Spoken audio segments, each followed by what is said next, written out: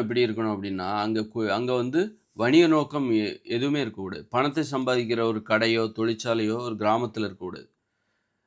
ஒரு நீ மக்கள பார்க்கும்போதே இப்போ உன் வீட்டுக்குள்ள ஒரு கடை இருந்தா எப்படி இருக்கும்? உன்னுடைய குடும்பத்துக்குள்ள ஒரு கடை இருக்குப்பா. நீ இருந்தா எப்படி இருக்கும்?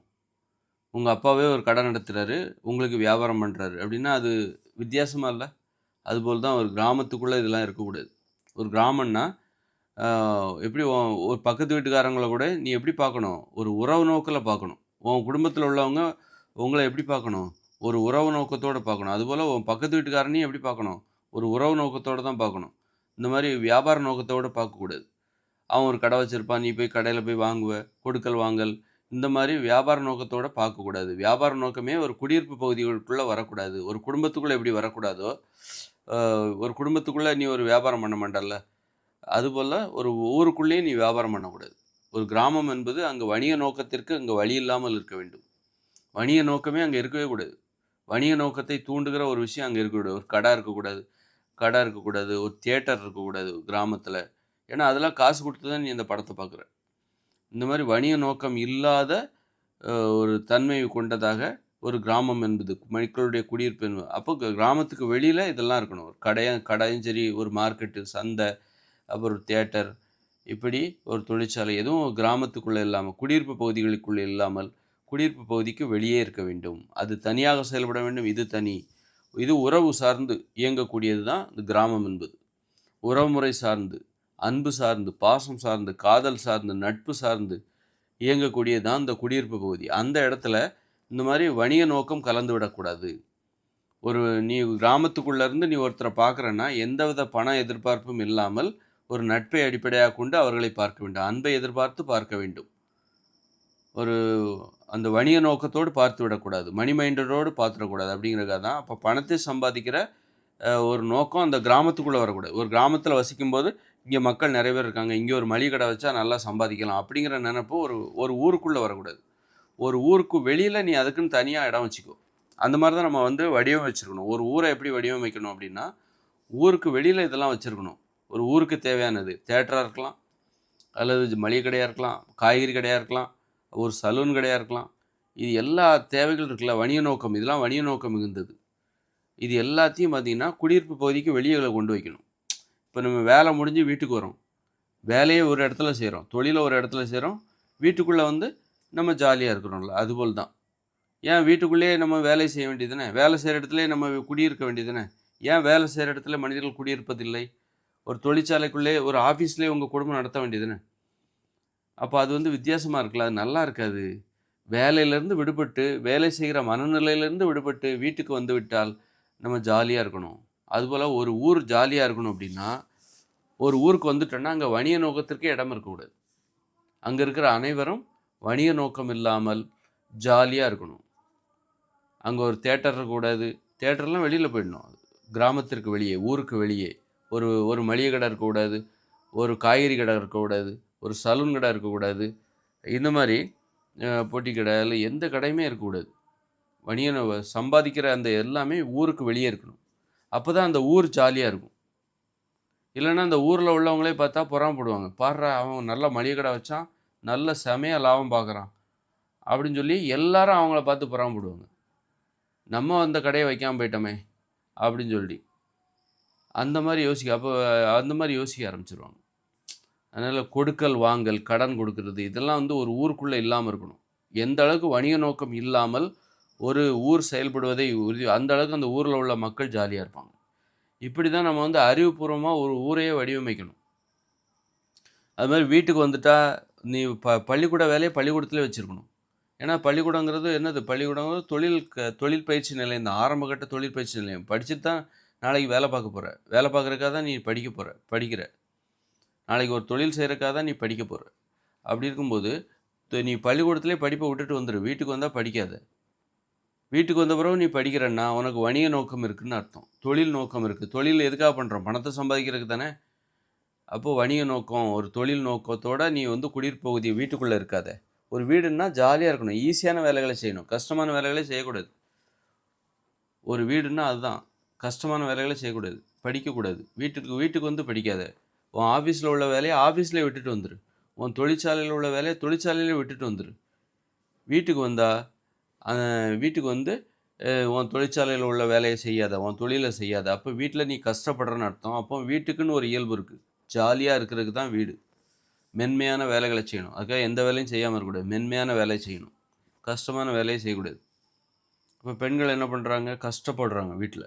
அதனால தான் வீடு ஜாலியாகவே இருக்காது. இன்றைக்கி ஏன் வீட்டில் ஜாலியாகவே இருக்க முடியல அப்படின்னா, வீட்டில் யார் ஒருத்தர் கூட கஷ்டப்படக்கூடாது. பெண்கள் எல்லாருடைய வேலையும் செய்கிறாங்க. எல்லாருடைய உணவையும் சமைக்கிறாங்க. எல்லாருடைய துணியை துவைக்கிறாங்க.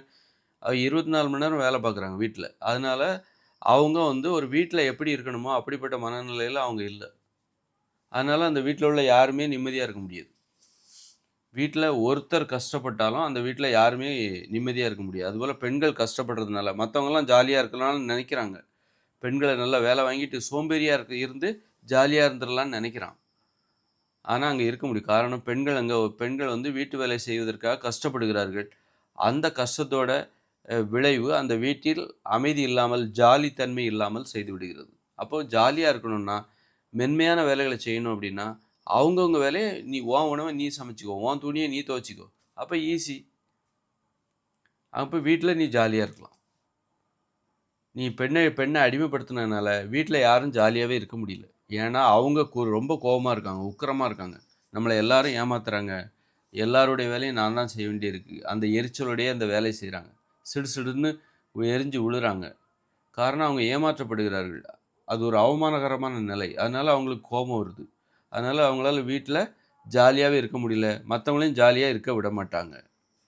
எல்லோரும் அப்போ பெண்களையும் நீங்கள் வந்து ஜாலியாக இருக்கணும். நம்மளை மாதிரி தான் அவங்க அப்படின்னா அவங்கவுங்க வேலையை நீ செஞ்சுக்கோ. உன் சாப்பாட்டை நீ சமைச்சிக்கோ. உன்னுடைய உணவை நீ உன்னுடைய இருப்பிடத்தை நீ தூய்மை செய். அதற்கேற்றாற் போன்று தனித்தனி வீடுகள் கொடுக்கப்பட வேண்டும். அதை சுற்றி ஒரு காம்பவுண்டு. இதுதான் ஒரு குடும்பம். 8 வயசுக்கு மேலே ஆச்சா தனி வீடு கொடு. எல்லாருக்கும் அரசாங்கமே கட்டி கொடுக்கணும். இதான் அளவு. நீ பணக்காரனாக இருந்தாலும் சரி, கோடீஸ்வரனாக இருந்தாலும் சரி, எல்லாருக்கும் ஒரே மாதிரியான வீடு. பறவைகளோட கூடு பாருங்கள், எல்லாம் ஒரே மாதிரி தான் இருக்கும். நான் வலிமை வாய்ந்த காக்கா, எனக்கு பெரிய கூடுன்னு ஒரு காக்கா சொல்லுது. எல்லா காக்காவோட கூடும் ஒரே மாதிரி தான் இருக்கும். அதுபோல் மனிதனுடைய வீடு எல்லா வீடும் ஒரே மாதிரி தான் இருக்கணும். அப்படி இருக்கும்போது அப்போ தனித்தனியாக கொடுங்க. ஒரு வீட்டில் 8 வயசுக்கு மேற்பட்டவங்க 4 பேர் இருக்காங்க அப்படின்னா, ஒரு குடும்பத்தில் 8 வயசுக்கு மேற்பட்ட 4 பேர் இருக்காங்கன்னா தனித்தனி வீடாக கொடுங்க. அந்த வீட்டுக்குள்ளே மற்றவங்க போகக்கூடாது. கணவனோட வீட்டுக்குள்ளே மற்றவங்க போகக்கூடாது. மனைவியோட வீட்டுக்குள்ளே கணவன் போகக்கூடாது. பிள்ளைகளோட வீட்டுக்குள்ளே 8 வயசுக்கு மேலே உள்ள பிள்ளைகளோட வீட்டுக்குள்ளே பெற்றோர்கள் போகக்கூடாது. அது மாதிரி பிள்ளைகள் வந்து 8 வயசுக்கு மேற்பட்டாச்சா பெற்றோர்களோட வீட்டுக்குள்ளே போகக்கூடாது. அப்போ தான் அவங்கவுங்க வேலையை அவங்களே செய்வாங்க. அப்போ கணவனும் மனைவி எப்போ தாம்பத்தியம் அதுக்கு தனியாக ஒரு வீடு வை. இப்படி ஒரு காம்பவுண்டு, இதை சுற்றி ஒரு காம்பவுண்டு, இதுதான் ஒரு குடும்பம். அப்போ நீ சமைச்சது எல்லோரும் வெளியே வந்து பகிர்ந்து உண்டுக்கோங்க. உன் உணவை நீ சமைச்சிக்கோ, கொஞ்சம் அதிகமாக சமைச்சு எல்லாரோடையும் பகிர்ந்து உண்டுக்கோ. உனது உணவை பிறரோடு பகிர்ந்து கொள். அப்போது இந்த மாதிரி தான் வந்து இந்த மாதிரி வாழணும். அப்போ தான் நீ ஜாலியாக இருக்க முடியும். இன்றைக்கி பார்த்தீங்கன்னா வீட்டுக்குள்ளேயே வணிக நோக்கம் வந்துருச்சு. பெண்களை அடிமைப்படுத்துவதால் அவங்க அதை தொழில் செய்வது போல செய்கிறார்கள். பெண்கள் வந்து என்ன வீட்டு வேலை செய்கிறாங்கல்ல, அதை எப்படி செய்கிறாங்கன்னா ஒரு தொழிலை செய்வது போல செய்கிறார்கள். இதுதான் தனக்கு தொழில், இதற்காகத்தான் நமக்கு வீட்டில் சாப்பாடு போடுகிறார்கள், இதற்காகத்தான் அதை பணமாக வாங்காமல் சம்பளமாக வாங்காமல் எனக்கு நகையாக வாங்கி கொடுத்துருங்க, நகை செஞ்சு போட்டுருங்க, எனக்கு பட்டுச்சேலை வாங்கி கொடுத்துருங்க, இந்த மாதம் உழைச்சதுக்கு எனக்கு பட்டுச்சேலை, பொங்கல் வருது எனக்கு போனஸ்லாம் கொடுக்கணும், நிறைய எனக்கு ஸ்பெஷலாக எதாவது வாங்கி கொடுத்துருங்க அப்படின்னு சொல்லி பெண்கள் என்ன பண்ணுறாங்க, தான் செய்கிற வீட்டு வேலைகளை தொழிலாக நினைத்து தான் செய்கிறார்கள். அதற்கேற்ற வருமானத்தை சாப்பாடு, சீப்பு, எண்ணெய், தலைக்கு தேய்க்கிற தேங்காய், நகை, புடவைன்னு வேறு வழியில் வாங்கி கொள்கிறார்கள், பொருளாக பெற்றுக்கொள்கிறார்கள். பணத்தையும் வாங்கிக்கிறாங்க. பணமே அவங்ககிட்ட தானே கூட. அதுமாதிரி இந்த மாதிரி அப்போ வீட்டுக்குள்ளேயே வணிக நோக்கம் வந்துருச்சு. வீட்டுக்குள்ளே வணிக நோக்கம், பணம் சம்பாதிக்கிற மணி மைண்டட் வந்துருச்சு. ஒரு தொழில் புகுந்து விட்டது. வீட்டுக்குள்ளேயே தொழில் செய்கிறார் பெண் என்பவள். பெண்ணை அடிமைப்படுத்தி அவளை ஒரு தொழிலாளியாக மாற்றி மற்றவன்லாம் அதனால தான் வீட்டில் யாரும் சந்தோஷமாக இருக்கிறது கிடையாது.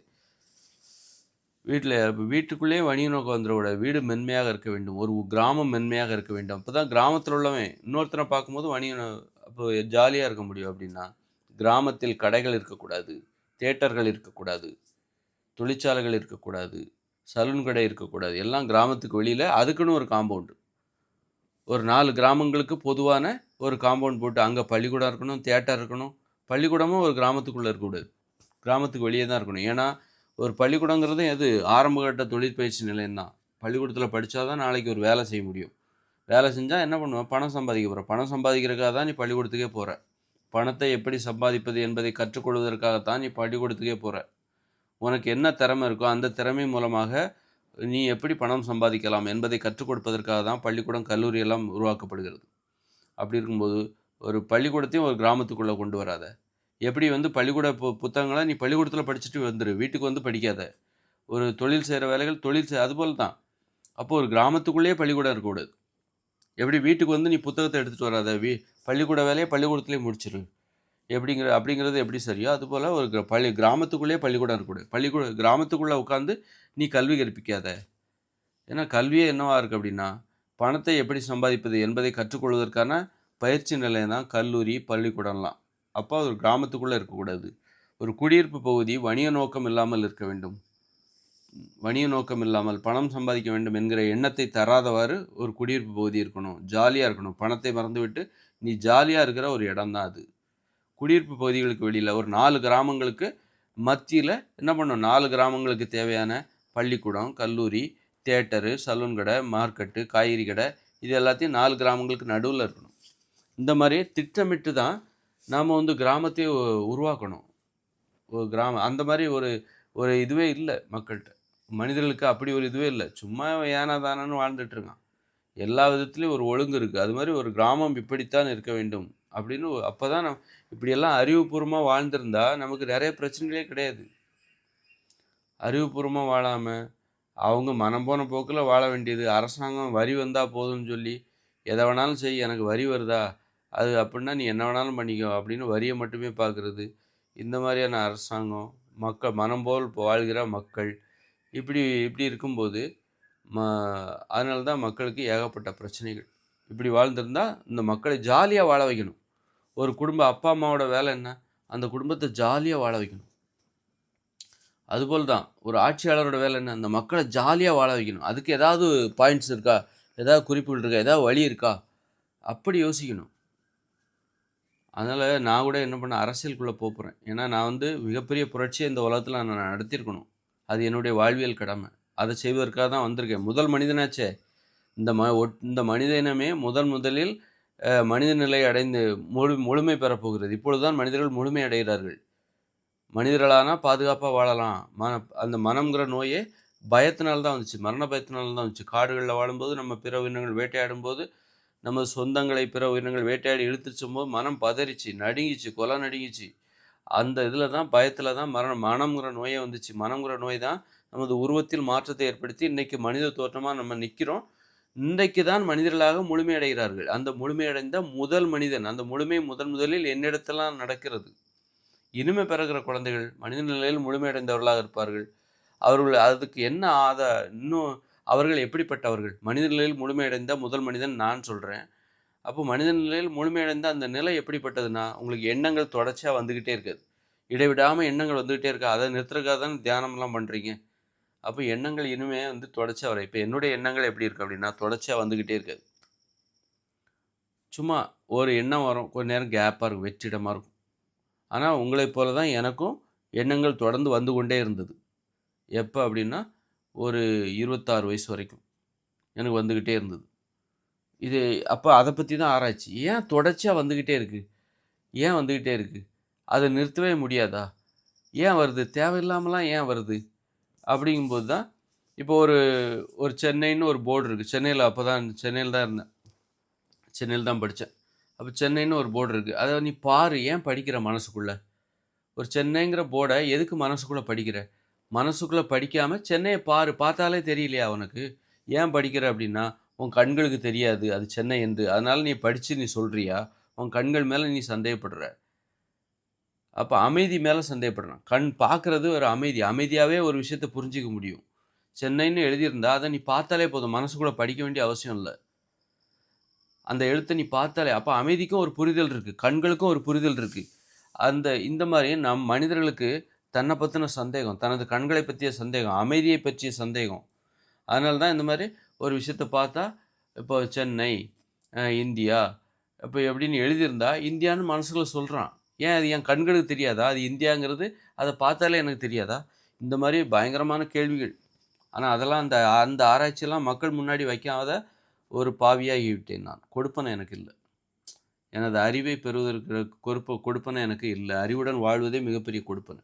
அந்த அறிவை பெற முடியாமல் தவறான வழியில் நான் வாழ்க்கையை வந்து போனதுனால என் கடமையை செய்ய தவறிவிட்டேன்.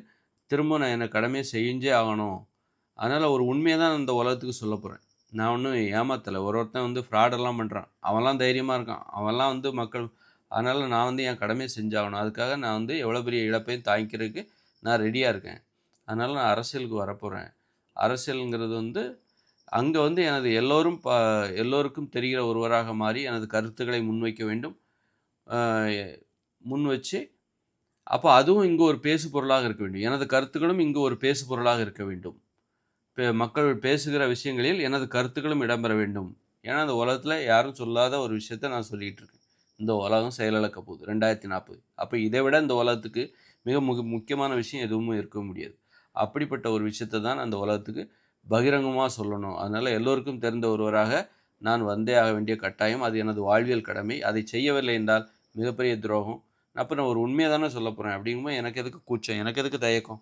எத்தகைய விமர்சனத்தையும் நான் தாங்குவதற்கும் எத்தகைய துன்பத்தை எதிர்கொள்வதற்கும் நான் தயாராகவே இருக்கிறேன்.